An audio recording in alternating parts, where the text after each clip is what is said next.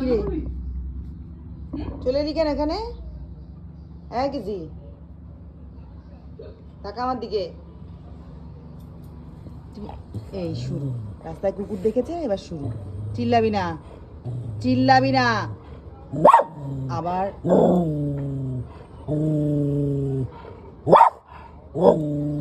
সব উঠে গেল, সব উঠে গেল কিন্তু ক্যামেরায়।